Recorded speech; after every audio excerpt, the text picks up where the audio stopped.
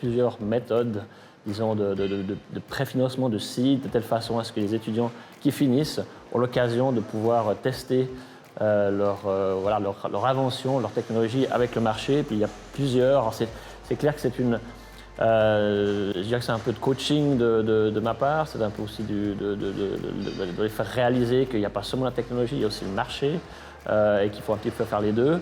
C'est difficile et puis que voilà, finalement c'est un environnement dans lequel on se trouve aussi à l'EPFL. Il n'y a pas seulement mon groupe qui réalise beaucoup de transferts technologiques. Donc c'est surtout l'environnement qui fait que ça stimule les étudiants de faire des startups, de voir que les autres ont réussi. Et puis ça les motive à finalement essayer de développer leur propre compagnie.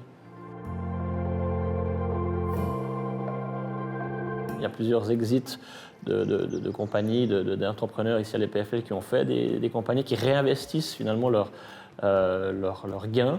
Alors c'est une plus petite échelle que Silicon Valley, dans un domaine qui est aussi assez, je dirais, ciblé ici.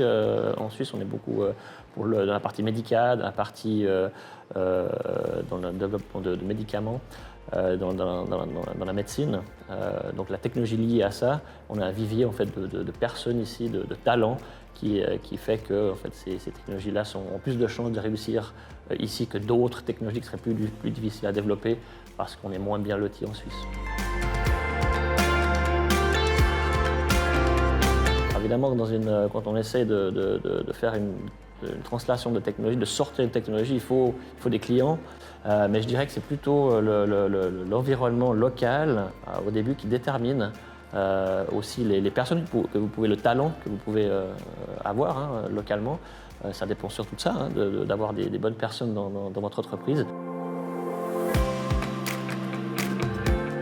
Effectivement, il y a le talent, mais il y a aussi l'argent. Le départ, le seed funding est essentiel, de planter une graine et de la nourrir. Le départ est extrêmement important. Je trouve qu'on pourrait faire plus de ce côté-là. On ne finance pas des startups. On finance à travers la recherche dans les universités, mais on ne finance pas des startups directement du gouvernement. Je trouve qu'on pourrait faire plus de ce côté-là pour donner un coup de pouce au départ. Ce n'est pas des sommes extrêmes, mais ça permet de démarrer avec 1 ou 2 personnes pour 1 ou 2 ans.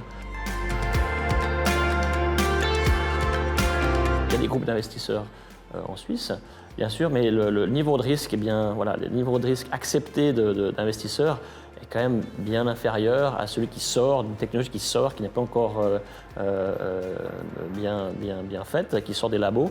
Et donc c'est ce gap de 1-2 ans qui pourrait être financé finalement par le contribuable, par l'État, de telle façon à ce qu'on arrive à une situation qui peut être reprise après par les investisseurs. Ce gap est extrêmement, je trouve, important. Parce que si on n'arrive pas à faire ce gap, il y a 2-3, effectivement, il y a des éléments en Suisse de prix et autres, mais c'est peut-être pas développé au niveau où on maximise finalement le transfert technologique. Il y en a trop qui se cassent la figure, qui n'ont pas eu le temps, si on veut, de germer et qui n'arriveront jamais en fait, au niveau de technology readiness, comme on dit, pour intéresser des investisseurs.